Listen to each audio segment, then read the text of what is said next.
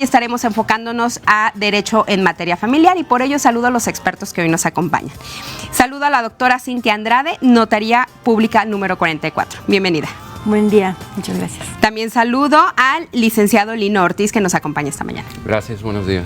Y también saludamos al licenciado Edgar Sinué. Gracias en saludarlos, buen día. Muchísimas gracias, como siempre, por su tiempo y sobre todo por su colaboración hacia esta producción. Inicio con el primer caso. Inicio con usted, doctora. Buenos días. Tengo un problema con un terreno que dejó mi mamá intestado y no lo puedo arreglar, porque uno de mis hermanos ya fallecieron y me dicen que tengo que arreglar lo de mis hermanos. Yo quiero llegar a un arreglo con el de mi mamá y no con el de mis hermanos. No entiendo por qué me dicen eso. Me imagino que ahí tuvo una asesoría y trae esta inquietud. ¿Qué se puede hacer? Bueno, como ya le dijeron, primero tiene que arreglar la muerte de su hermano, porque su hermano también era heredero según la ley. Entonces, una vez que se tiene, digamos, uno de los herederos que mueren, entonces primero se tiene que arreglar esa sucesión intestamentaria. En el caso de que hubiera dejado testamento, pues bueno, se hace por la vía testamentaria y ya una vez arreglado, entonces tendría que entrar a lo que sería el juicio principal. Me extiendo un poquitito más. ¿Cómo sería arreglar el fallecimiento del hermano? ¿Cuál sería el proceso adecuado? Sería el mismo. Sería abrir una sucesión intestamentaria. En caso de que no exista testamento, sería igual que todos los herederos de su hermano presenten una demanda, de tal manera que, bueno, ellos empiecen a, ¿cómo se puede decir? Ese juicio, que se litigue ese juicio y que queden como herederos. Una vez que se tenga al albacea, entonces ya puede representar al hermano fallecido dentro del juicio en el que ella sí, digamos, tiene interés. Y aquí es muy importante saber el por qué le están pidiendo este primer paso para poder continuar. Muchísimas gracias. Vamos con la siguiente duda. Sobre todo, licenciado Lino, va relacionado a la forma de conciliar o de llegar a una mediación antes de un conflicto, y me decía fuera del aire, en cualquier situación de convenio. Y estamos hablando de estas medidas alternativas de conciliación o los famosos convenios voluntarios. ¿Cómo los podría explicar para que podamos entender en qué momento podemos utilizar estos elementos? Pues ahora sí que sería en todo momento que quieran evitarse conflictos, desgastes emocionales y económicos las personas, puesto que es una manera de solucionar precisamente algo que en su momento tal vez sea únicamente ponerse de acuerdo. La ventaja que se tiene en este caso es que se hace ante una autoridad judicial, lo cual obviamente le da una certeza a las personas, no es de palabra, es por escrito, es sancionado. ¿Qué significa sancionado? Que va a ser revisado por la autoridad judicial para que en un momento dado ellos decidan si cumple o no cumple con los requisitos mínimos, que sea legal, o sea que no haya ninguna ley, norma en contra de lo que se está estableciendo ahí, de lo que se está conviniendo. Por ejemplo, cuando es el caso de existencia de menores, se le da vista al Ministerio Público del Menor y la Familia para que él resguarde los derechos de esos menores y los padres o tutores no puedan, pues en cierto momento, llegar a tener algún tipo de interés personal y sean afectados los menores. Entonces, esos son convenios que tienen 2-3 filtros. Yo se los recomiendo mucho a nuestro auditorio. Pídanle a sus abogados primero esta opción. Lamentablemente existen de todos abogados, hay abogados que buscan el conflicto entre las partes. ¿Por qué? Porque pues, les genera probablemente más honorarios. Habemos abogados que buscamos más bien crear una estabilidad emocional y económica en nuestros clientes y también hasta en nosotros mismos, y buscamos que sea esto lo más fácil posible para ellos. Entonces es un simple acuerdo donde ellos toman en cuenta diferentes factores dependiendo de cuál es el origen de su situación. Puede ser una liquidación de un concubinato, puede ser que en ese concubinato haya habido menores que tengan que debatir sobre los alimentos, sobre la convivencia, y no es necesario que se demanden, simplemente así como iniciaron su relación o lo que los llevó a esta situación, pues también de manera madura llegar y solicitar la asesoría. Los abogados tenemos la obligación de asesorarlos con los pros y los contras. Una vez que se pongan de acuerdo, se presenta el convenio ante el Poder Judicial, ante un juzgado de lo familiar. En el caso de Aguascalientes, cuando se trata de cuestiones familiares, es en específico en el Juzgado Sexto de lo Familiar. Y ahí ya, como lo mencioné, lo que va a hacer el juez es revisar el convenio, si está todo conforme a la ley, lo aprueba y a partir de ahí ya solamente les queda cumplirlo sin necesidad de haberse peleado y haberse exhibido y haber tal vez desgastadose emocional y económicamente. Exacto, y haber alargado procesos innecesarios. Es una manera muy eficiente y eficaz de poder concluir una relación de muchos tipos. Y precisamente derivado de esto me llega otra pregunta. En temas de que ya haya un acuerdo, licenciado, previo, ¿se puede volver a hacer una negociación? Esto es en el caso de una pensión.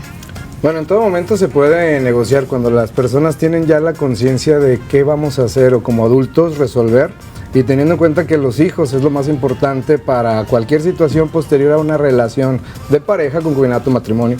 Claro que se puede volver a solicitar siempre y cuando se pongan de acuerdo, y esto puede ser derivado de una negativa anterior, yo fallé, pero ahora quiero cumplir, o bien simplemente quiero aumentar, quiero disminuir, y puede ser cualquier cambio que ellos quisieran hacer en beneficio siempre de los hijos que estén involucrados o de ellos mismos.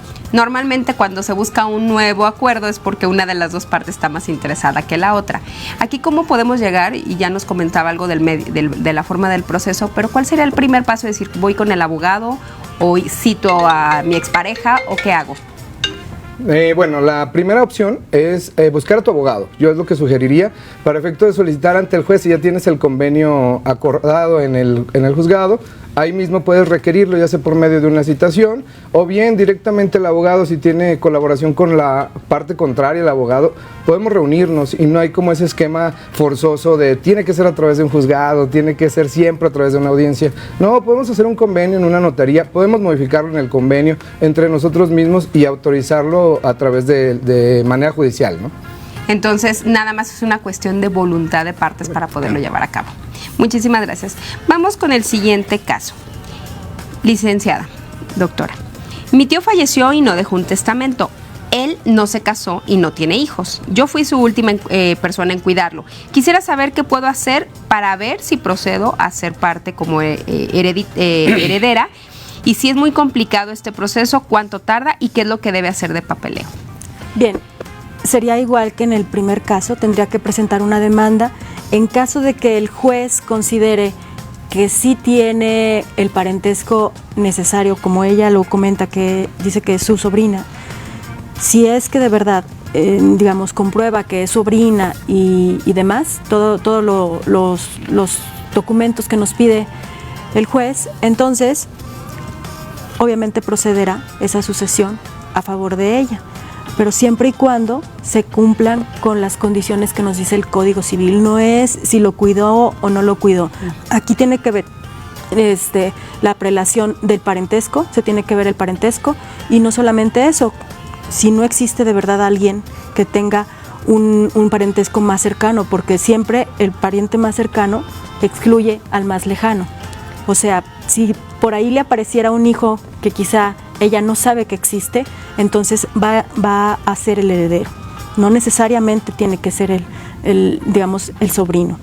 Uh-huh. No sé si me expliqué. ¿Una hermana puede también apelar? Sí, ¿Tiene mayor o la mamá? Claro, incluso? Claro. Primero están, vamos a decirlo así, primero estarían los hijos o los padres en su caso. Esto va a depender de qué exista. O sea, no es como que, esto, pero no está, no, bueno, depende de quién exista. Entonces, si existen hermanos, pues primero serán los hermanos del fallecido y ya después vendría la sobrina. Si apareciera un hijo, porque luego nos llevamos muchas sorpresas en los juicios sucesorios, es cuantas más sorpresas nos encontramos dentro del derecho, ¿no? Entonces, si apareciera un hijo, ahí excluye hermanos, sobrinos y demás. Entonces, ¿y cómo podemos empezar este proceso para saber qué puede tener y, como dice, cuánto tiempo puede llegar a tardar? Se tiene que presentar una demanda en la que se diga que esta persona falleció, qué día falleció, agregarle todos los documentos probatorios de que falleció, de que existió, de que ella es su parienta, en qué grado. Todo eso se tiene que agregar en la demanda y además se tiene que expresar, ¿no? Que es importante. Y aquí me viene una duda de relativamente de casos que pueden llegar a pasar. Si hay un cuidador que no tiene un parentesco y ese cuidador puede tener derechos si no hay nadie quien reclame, sobre todo en adultos mayores. Fíjate que esa es la importancia precisamente del testamento, porque la realidad es que no tiene ningún tipo de derecho. Ese cuidador que no es nada de la persona no tiene derechos sucesorios per se, o sea, por sí mismos no tiene derechos sucesorios. Sin embargo, esas son las ventajas de hacer un testamento. Cuando tú haces un testamento, tú eliges a quién, tenga o no tenga parentesco contigo. Si tú se lo quieres dejar al vecino de enfrente de tu casa, le puedes dejar todas tus cosas a tu vecino de enfrente, vecina o lo que sea, digamos, que a quien tú quieras, pues. Por eso es importante, pues, una forma de dejar nuestra voluntad en este documento. Porque si no, ¿a quién pasaría, por ejemplo? En caso de que no tuviera a nadie, pues a la beneficencia pública sería, perdón, la última instancia.